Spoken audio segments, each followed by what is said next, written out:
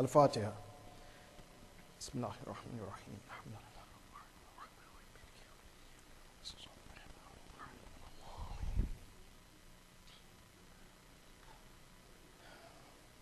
أعوذ بالله من الشيطان اللعين الرجيم.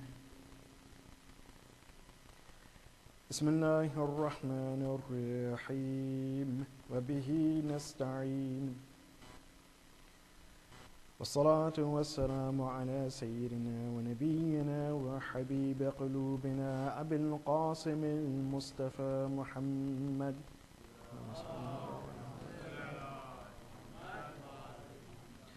وعلى آل بيته الطيبين الطاهرين المعصومين لا سيما بقية الله في الأرضين أرواحنا له فداء. أما بعد، فقد قال الله سبحانه وتعالى في كتابه الكريم: بسم الله الرحمن الرحيم. ثم كان عاقبة الذين أساءوا السوء أن كذبوا بآيات الله وكانوا بها يستهزئون. صدق الله العلي العظيم. اللهم صل على محمد وعلى محمد وعلى محمد وعلى محمد. السلام عليكم ورحمة الله وبركاته. And this final speech that we will give in this series of lectures on the khutbah of Zainab al-Kubra, as we mentioned, just a very small section of the khutbah of Zainab al-Kubra, salamullah alayha. I wanted to point out just one last point about this, the usage of these verses that Zainab al-Kubra, salamullah alayha, she used in her khutbah. And it's a very fine point that she makes, or that this verse, it alludes to. And this is, again, why Zainab al-Kubra, salamullah alayha, she selects these verses. But before I begin on that point, I just want to emphasize the importance of learning the Quran. To emphasize the importance of us taking the example of the Prophet, of Amir al-Mu'mineen, of Fatima Zahra, of Imam Hassan, Imam Hussein, and of Zainab al-Kubra, all of those individuals who have truly followed the life of Ahlul Bayt alayhim afdal salam, whereby they have become Quran and Natiq. This is something that is very important, that we study the Quran and know the Quran very well. In fact, even if we have the ability to learn the Arabic, that we put our efforts into learning Arabic. Because the point I want to make today is a very fine point that does not come across in the translation of the Quran, whether it's translated into English, whether it's translated into Urdu, whether it's translated into Farsi. This point is not there. But by understanding Arabic, then you will pick up this point. And just as an encouragement, Imam Sadiq alayhi salatu wasalam, and this should be a point of encouragement for all of us. Imam Sadiq, he says, Rahimallahu man ahya amrana. May Allah subhanahu wa ta'ala, or actually Allah subhanahu wa ta'ala, will have mercy upon that individual who revives our affairs. So how is it that we revive the affairs of Ahlul Bayt alayhim afdal salatu wasalam? Perhaps that we think that our sitting here, remembering the Ahlul Bayt alayhim afdal salatu wasalam, this is a revival? Yes, in some sense. But Imam Sadiq alayhi salatu wasalam, he was very particular about the affairs of Ahlul Bayt, that to revive the remembrance and affairs of Ahlul Bayt. And as his companion, he says, وَمَا أَحْيَا إِحْيَاءُ أَمْرُكُمْ. And what is it that revives the affairs of Ahlul Bayt alayhim afdal salatu wasalam?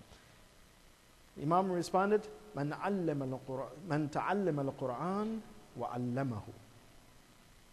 This is the way you revive the affairs of Ahlul Bayt. To learn the Quran, and then once you have learned the Quran, you teach the Quran. And for this reason, I emphasized last night that when we read the Quran in its full context. Meaning, don't read the Quran and think that it's just a group of verses and words that it has one position, but this Quran, it is living. Understand how to apply the Quran to your life today. How to apply it, how to live the Quran. And this is reviving the affairs of Ahlul Bayt alayhim afdalus salatu wassalam. Yes, we remember the courage of Imam Ali, the courage of Imam Hassan, Imam Hussein, the noble traits of these great individuals, but those noble traits that they have are from the Quran, because they live by the Quran. So inshallah, that in all of our gatherings, whether they are the remembrance of Imam Hussein, remembrance of the other members of Ahlul Bayt alayhim afdalus salatu wassalam, one thing that we should try to gain from all of these is how the Quran applies to their life, so that we can learn to apply it to our own lives. Inshallah, salawat.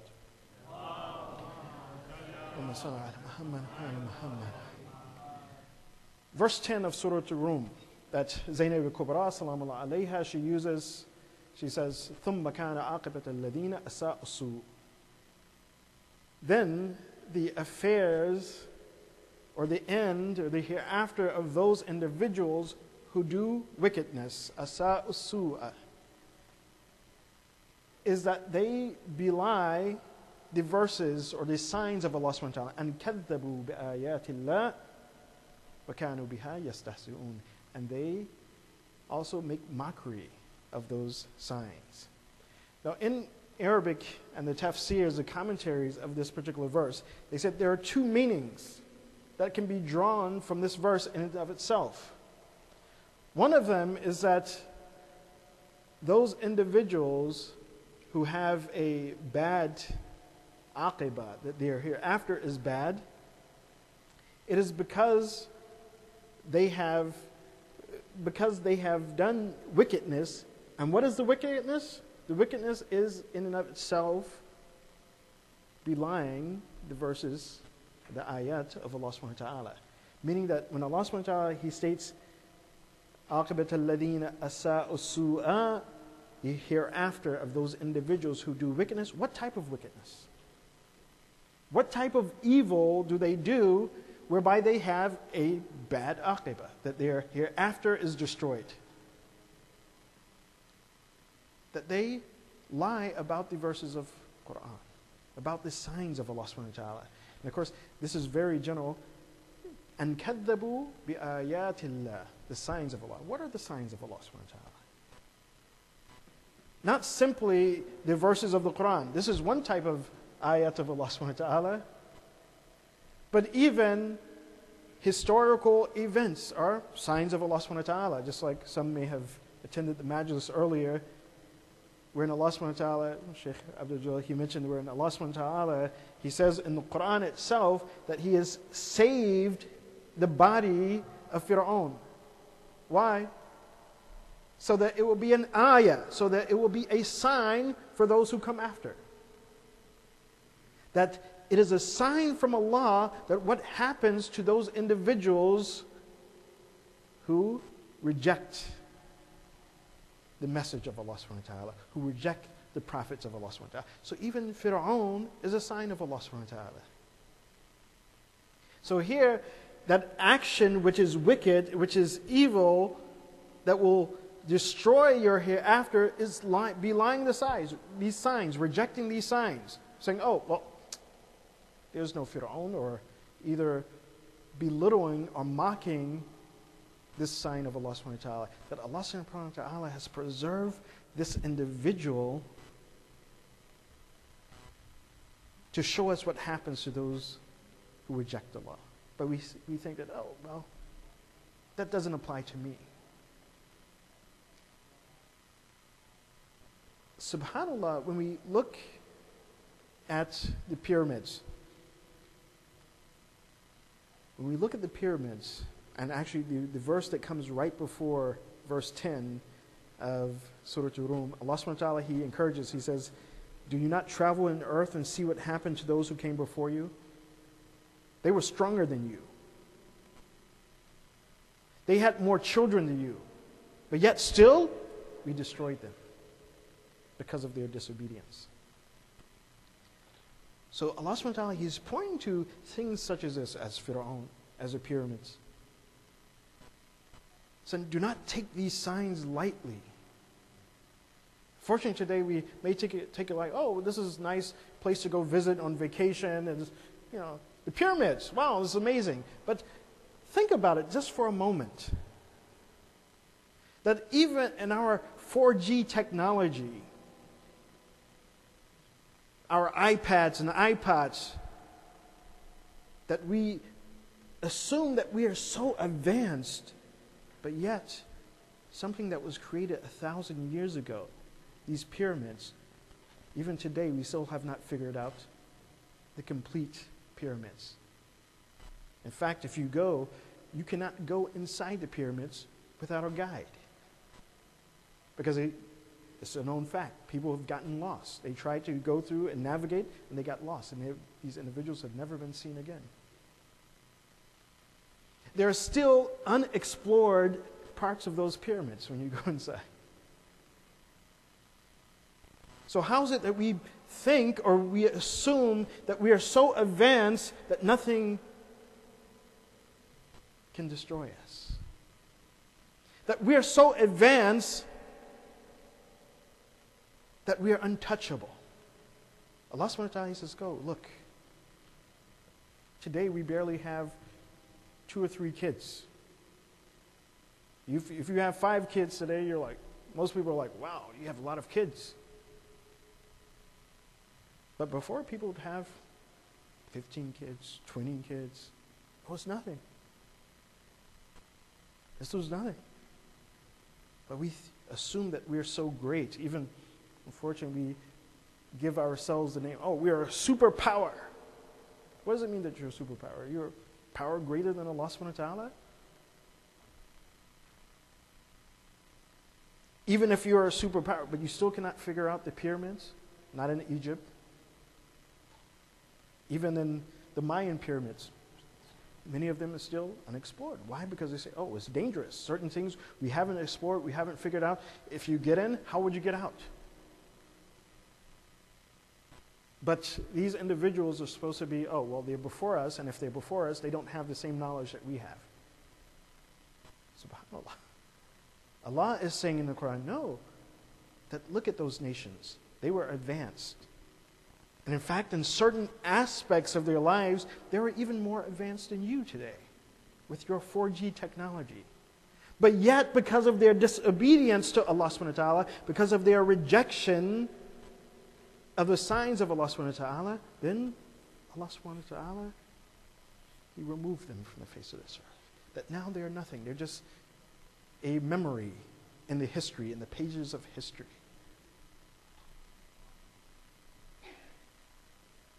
Because of their actions. So therefore we should reflect upon our actions. Therefore we should remember Allah subhanahu wa ta'ala. Therefore we should not reject the message from Allah subhanahu wa ta'ala, nor the signs of Allah subhanahu wa ta'ala, or take lightly these signs that Allah subhanahu wa ta'ala He has given us. And all of these signs have been given to us so that we can learn from the mistakes of those who have come before us. And we can correct our actions. So one meaning of this verse is that the wickedness and the evilness, the evil that these individuals have done that destroys their hereafter, is that they belied these signs. They took them lightly. They mocked them. Another meaning of this verse is that ثُمَّ عَاقِبَةَ الَّذِينَ أَسَاءُوا السُّوءَ أَنْ كَذَّبُوا بِآيَاتِ اللَّهِ. The second meaning that is pointed out in the commentary is that these individuals who have destroyed their hereafter, they have done so by indulging in wickedness and evil. So much so to the point that makes them belie the signs of Allah subhanahu wa ta'ala. There's a difference. The first is the wickedness in and of itself is belying the signs, rejecting the signs. That's the wickedness that these individuals have done. The second is that these individuals, they engaged in wickedness and evil. Basically, as we gave one of the hadiths yesterday, that Imam Ja'far as-Sadiq alayhi salatu wasalam,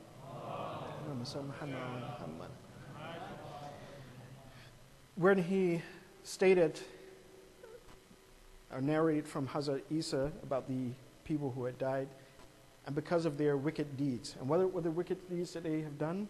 That they had love for this world. Hubb dunya wa ibadat al-taghut, and they worship the tyrants. And they had long, exacerbated hopes, one after another, without any reality. And also, they were neglectful of Allah subhanahu wa ta'ala. So these in itself may not be lying, maybe an action of belying the signs of Allah subhanahu wa ta'ala, but they were involved in things that they should not have been involved in. And by being involved in those things, it led them to lie about the signs of Allah subhanahu wa ta'ala.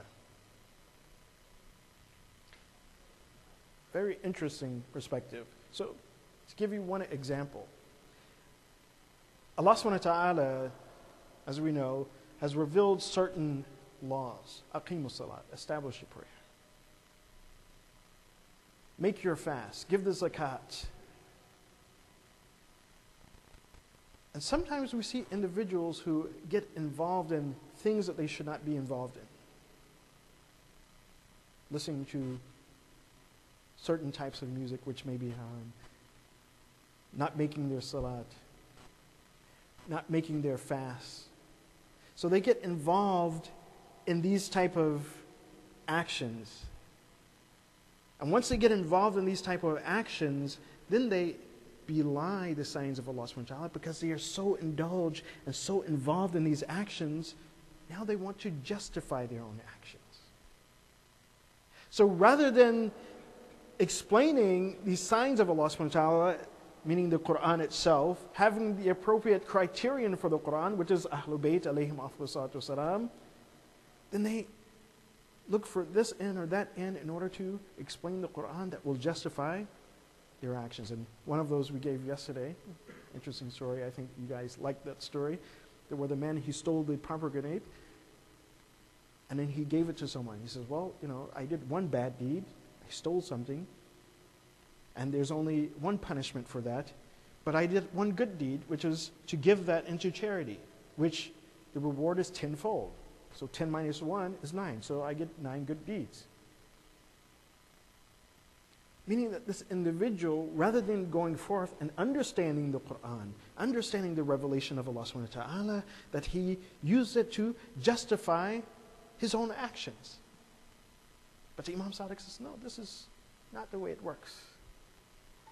That your actions from the beginning should be established upon taqwa.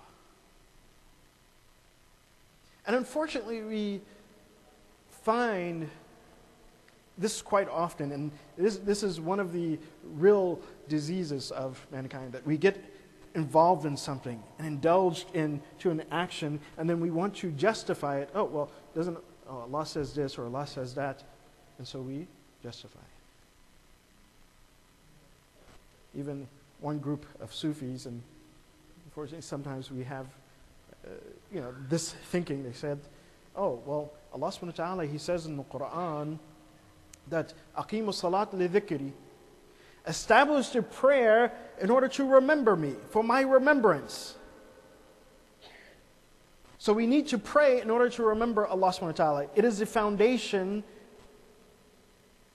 it sets the foundation for the remembrance of Allah subhanahu wa ta'ala. But hey, if I'm remembering Allah subhanahu wa ta'ala, I sit in my circles and I do dhikr of Allah subhanahu wa ta'ala all the time, I've reached that level of dhikr, of remembrance. So therefore, I don't need to pray anymore. Why? Because Allah subhanahu wa ta'ala, He says in the Quran, وَلَذِكْرُ اللَّهِ أَكْبَرُ, and the remembrance of Allah subhanahu wa ta'ala is the greatest of things. It is the greatest of things. So therefore, I've reached the greatest of things, so I don't need the salah, because it's not the greatest of things.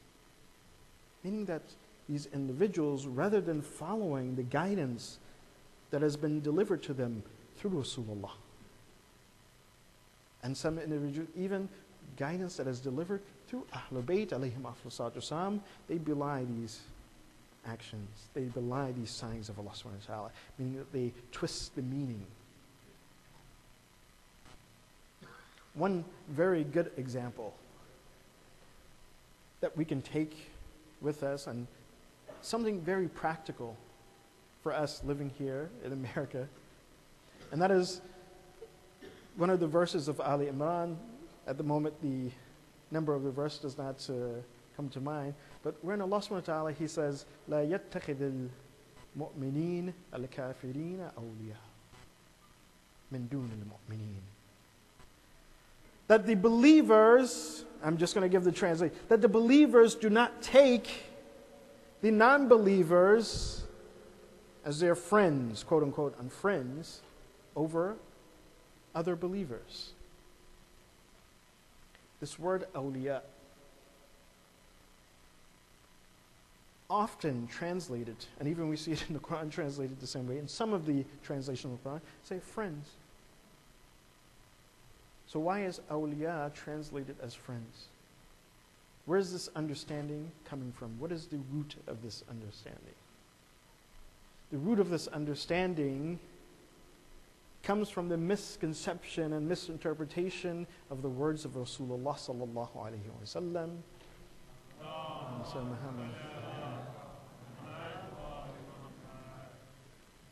On the day of Ghadir, where the Prophet, he took the hand of Ali, Amir al-Mu'mineen alayhi hafizatu wasalam, he says, Man kuntu mawlahu fahada Ali mawlah.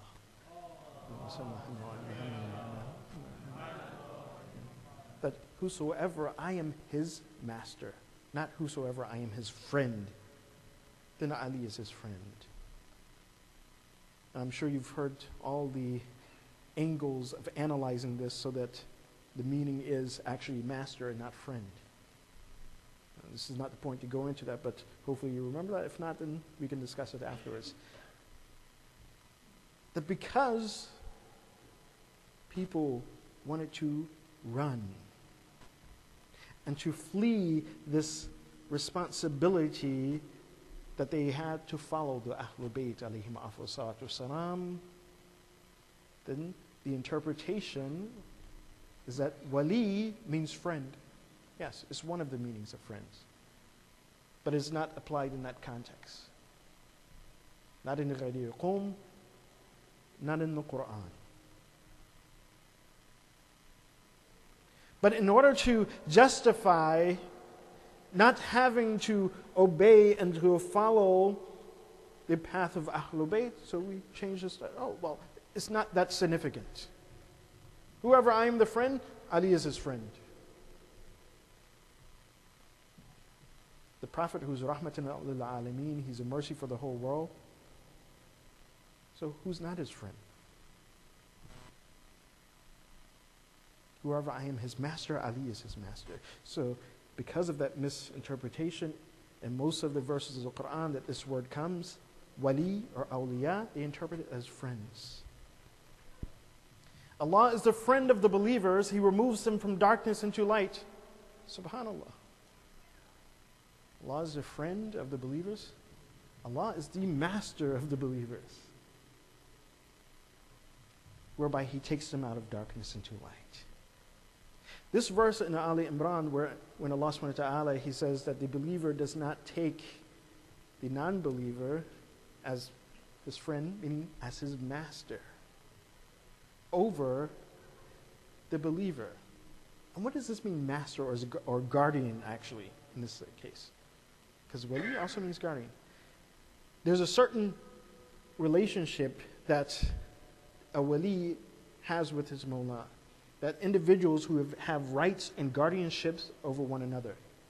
And that right and guardianship has to do with obeying and listening and following that individual, but based on a particular principle. And that principle is grounded in Islam. That principle is grounded in guidance towards Allah subhanahu wa ta'ala. As Allah subhanahu wa ta'ala, He says in the Quran, وَالْمُؤْمِنُونَ الْمُؤْمِنَاتِ بَعْضُهُمْ أَوْلِيَاءُ بَعْضٍ يَأْمُرُونَ بِالْمَعْرُوفِ وَيَنْهَوْنَ عَنِ الْمُنْكَرِ.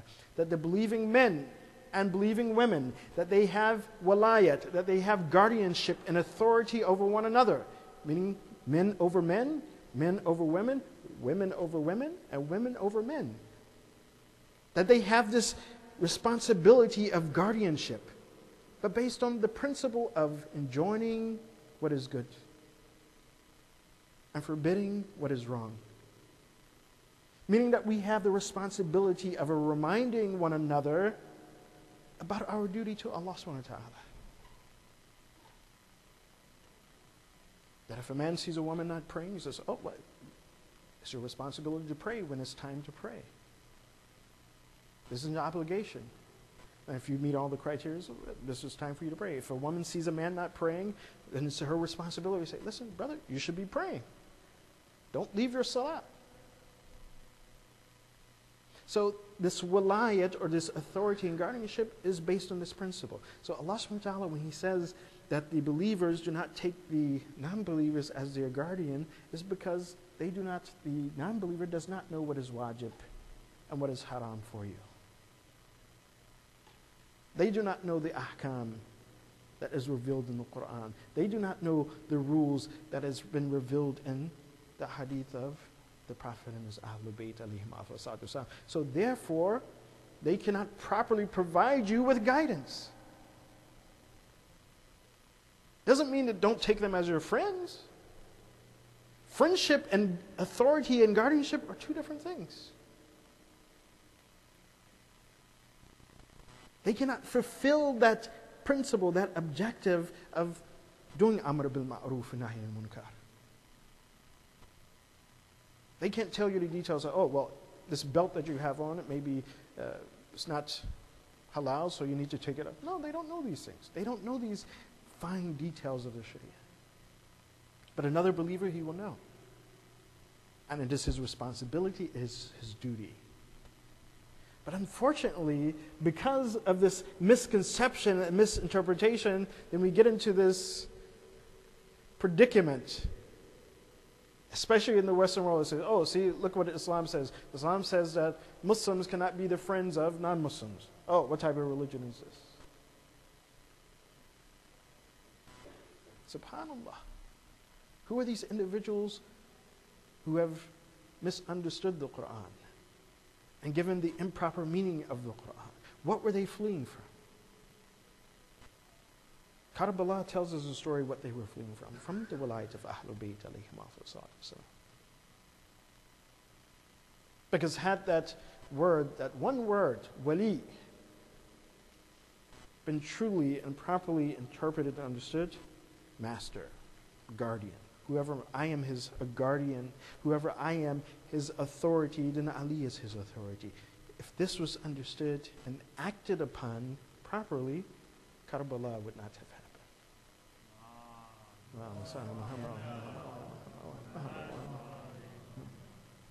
And this is one of the things that Zainab Kubra salamullah alayha, she's applying in this. ثُمَّ كَانَ عَاقِبَةَ الَّذِينَ أَسَاءُوا السُّوءَ أَنْ كَذَّبُوا بِآيَاتِ اللَّهِ. Those who have indulged in wickedness, in evil, in wrong deeds, they were reached to a point whereby they belie these signs of Allah subhanahu wa ta'ala. And it was known, even today it's known, that if you go to any history book on Islam, the characteristics of Yazid. It was known that he indulged in some of the worst of debauchery. Drinking, womanizing, not making salah, not fasting. This is something, it's a fact in the pages of history, not written by Shia, not written by Shia scholars where you think that, oh, well, yeah, yes, we don't like Yazid because he killed Imam Hussein. No. This is written in the books, and the early history is recorded by individuals who did not follow Ahlul Bayt alayhim afsalatu wasalam, and they write this, that these were the characteristics of Yazid. But subhanAllah, indulging in such actions, as this verse, it indicates that if you indulge in sin and sin after sin after sin and do not repent and do not make an effort to change yourself, it would lead you to a point whereby you belie the ayat, the signs, the communications from Allah subhanahu wa ta'ala, or you would take it lightly. And that will destroy your aqibah, your hereafter. As it did with Yazid. As it has done with many people. Because indulging, subhanAllah, this is a very interesting point. That indulging in things which are haram and continuing indulgence in that action,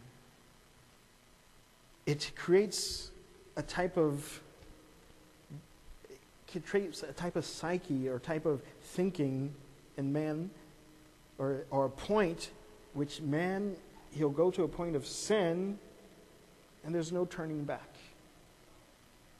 And Allah subhanahu wa ta'ala, He explains this in the Quran. There are a number of verses in the Quran where Allah subhanahu wa ta'ala, He explains this. Where He says that khatam Allahu ala qulubihim, that Allah subhanahu wa ta'ala seals their heart. Doesn't mean that Allah subhanahu wa ta'ala has sealed their heart. There will be injustice. They say, oh, well, Allah, you sealed my heart. Now I can't do good. Doesn't mean that Allah subhanahu wa ta'ala sealed their heart. It means that those individuals indulge in sin so much that they have reached a point of no return. They have reached a point of no return. As Allah subhanahu wa ta'ala, He states, He says, سَوَاءٌ عَلَيْهِمْ أَأَنذَرْتَهُمْ أَمْ لَمْ تُنذِرْهُمْ لَا يُؤْمِنُونَ. That whether you warn them or whether you do not warn them, Ya Rasulullah, they will never believe. They have rejected so much. They've plugged their ears. Whether you warn them or don't warn them, they'll never believe. Or as Allah subhanahu wa ta'ala, He states in Surah Al-Munafiqun, the chapter that we alluded to in the very beginning of our series of lecture, those who have, apparently they believe, but then they continue to indulge in sin to the point they come to a point of no return. That their actions become hypocritical. That you say that La ilaha illallah, Muhammadur Rasulullah, but your actions do not express that.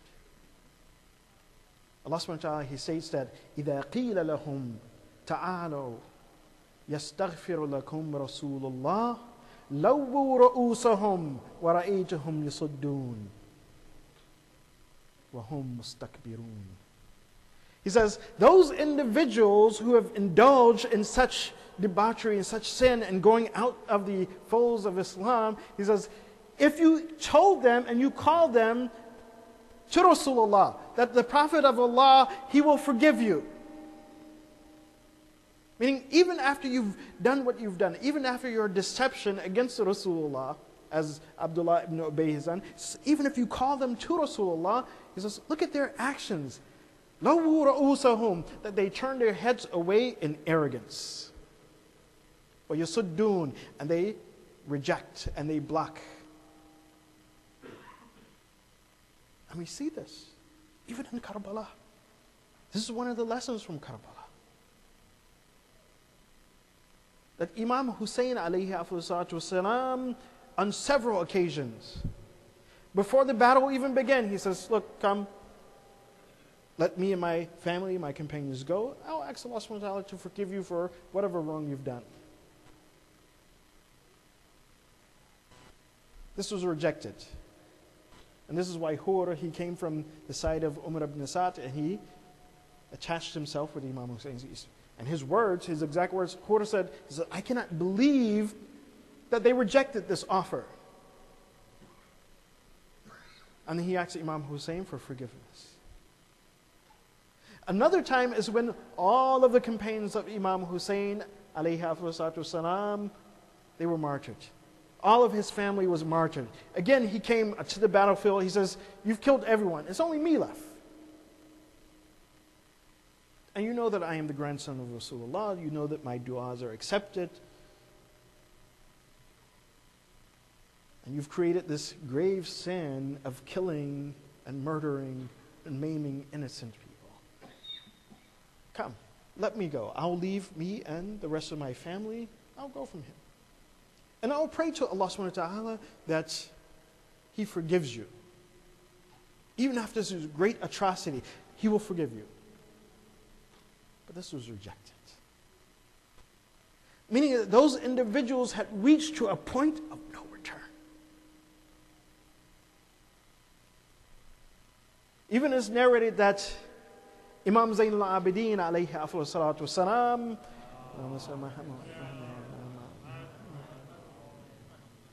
subhanallah, Imam Zayn al-Abidin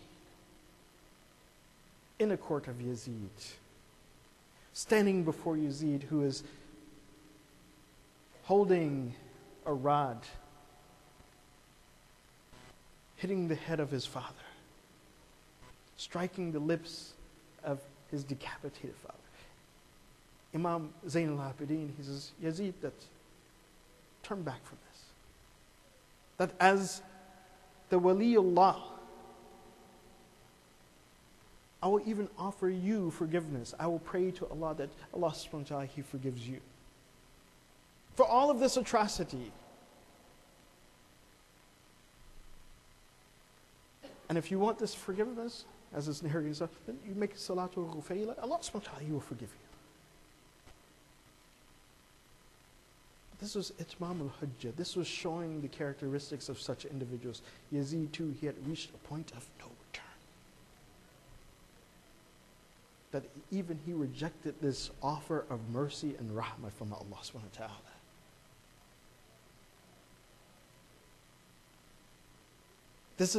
He had reached that point about whom Allah subhanahu wa ta'ala, He stated to the Prophet in Surah Al-Munafiqun, Sawa'un alayhim astaghfirta lahum am lam tastaghfir lahum lan yaghfir Allahu lahum. That whether you ask forgiveness, once they reach that point of no return, whether you ask forgiveness for them or do not ask forgiveness for them, Allah subhanahu wa ta'ala, He will not forgive them. Subhanallah.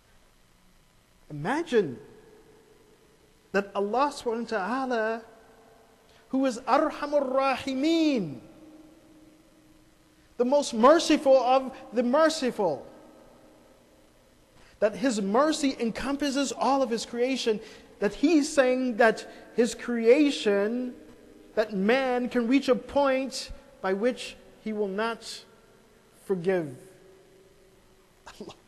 Allahu Akbar. This is not something light. That we start every verse that we recite, Bismillahir Rahman Ar-Rahim, the most merciful, the most beneficent. But yet, there's a point that there's no forgiveness because the atrocity is so great. Because the arrogance of that individual who commits that atrocity and does not turn back into repentance, Allah will not have mercy upon that individual.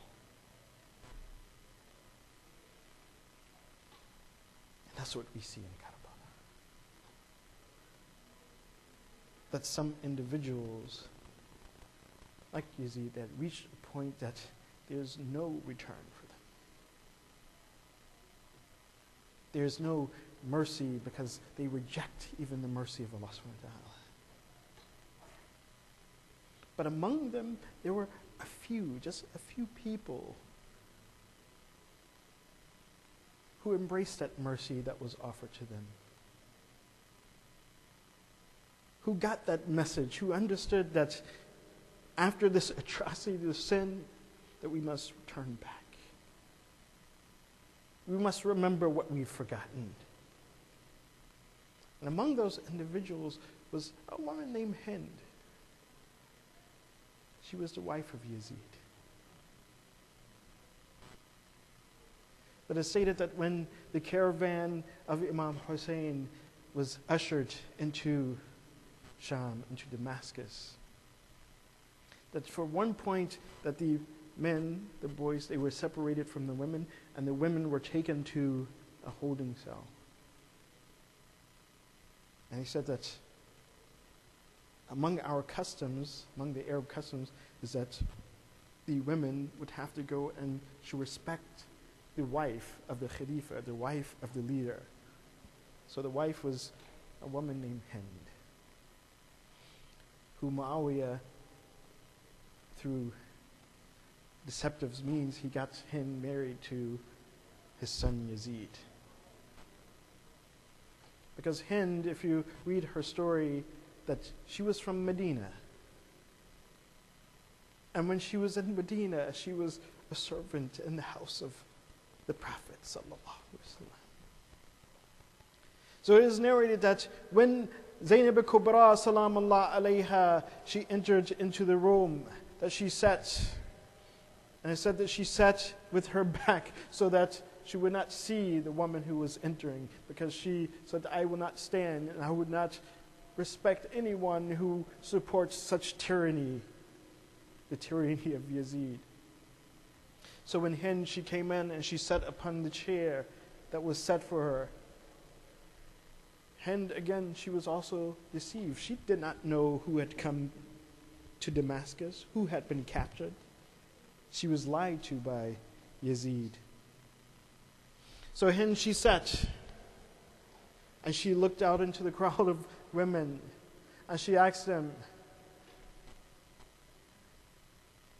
Ya Amat Allah, who are you? She says, who are you? Who are these folks that have attacked the Ummah of Islam? Zainab al-Kubra, she said nothing. And then Hind, she asks again, who are you? Again, there was no response. So then Hind, she asks, if you do not respond, then let me know who you are. وَمِنْ أَيْنَ أَنْتُمْ? So tell me, where are you from? Where are you from? Where did you originate from? And Zainab al-Kubra salamullah alayha, she responded, نَحْنُ أَهْلَ الْمَدِينَةِ, that we are the people of Medina. And when Hind, she heard this, she rose up from her chair and she sat on the ground. Zainab al-Kubra, she said that you are the wife of the Khalifa. Why are you coming to sit on the ground? Hind, she said that because you are from Medina. And I have respect from those who are from Medina, from the city of Rasulullah. She says, I too was once in Medina. I served in a household in Medina, the best household in Medina. So Zainab al-Kubra, salamullah alayha, she said, what household did you serve in? And Hind, she said, when I was a young girl, that I had a mawla, that I had a master, a female master, whose father was Ali. I had a master whose mother was Fatima. And then Zainab al-Kubra, she asked her, وَهَلْ لَهَا أَخِي? Did she have her brother? She says, yes. My master, she had several brothers. One was Al-Hassan. One was Al-Hussein. And the other was Abbas.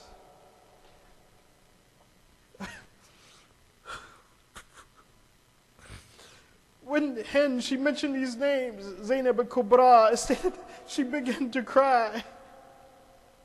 She began to cry, and Hind, she was wondering, because Hind had not seen the heads of Imam al-Hussein upon the spears. She had not seen the head of Abbas upon the spears. So Hind, she wondered that, why is it that you are crying? Zainab al-Kubra, she says that al-Hussein is no more. She says, Al-Abbas is no more. Then Zainab al-Kubra, she says, and why have you not asked about your master? And Hind, she looked down at Zainab. She was wondering that where's this question coming from? And when she looked closer, she saw the eyes of Zainab, and she realized that Zainab al-Kubra, this was her master. And Zainab al-Kubra says, you ask about everyone, but you forgot to ask about your master. Here I am, and I am your master, Zainab al-Kubra. And then she says, I did not recognize you, that how you have aged. And Zainab al-Kubra, she says, yes, I have aged because what has happened to my brother Hussein. I have aged because what has happened to my brother Abbas.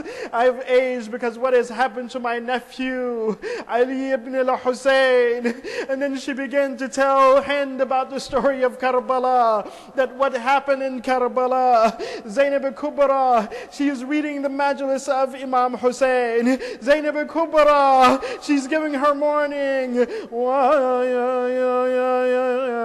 Muhammad sallallahu alayhi wa malik as-sama, that upon the Prophet is the salutations of Allah and the angels. هذا الحسين بالعراء, that Imam Hussein, he was left shaheed on the battlefield of Karbala, that his clothes were torn from him on the battlefields of Karbala. هذا حسين بالعراء مرمل بالدماء, that his body was full of blood because of the arrows and the spears that were stuck in his bodies, because of the slashes from the swords. مقطع الأعداء, that his arms and his limbs, they were cut up from the swords.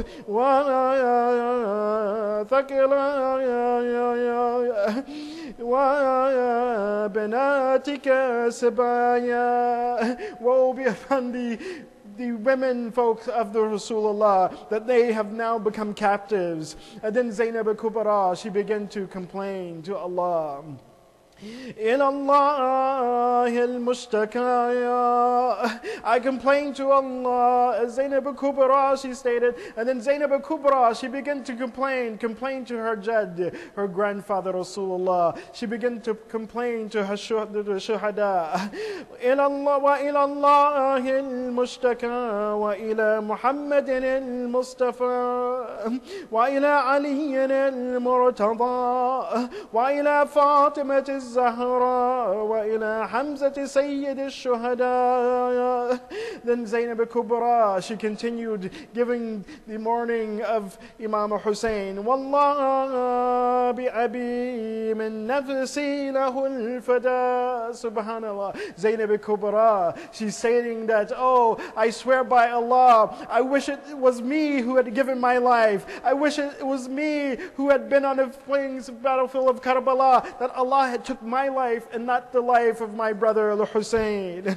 والله بأبي من نفسي له الفداء بأبي العطشان حتى المضى. And she's telling him that her brother Hussein, that he fell onto the battlefield of Karbala in a state in which he was thirsty.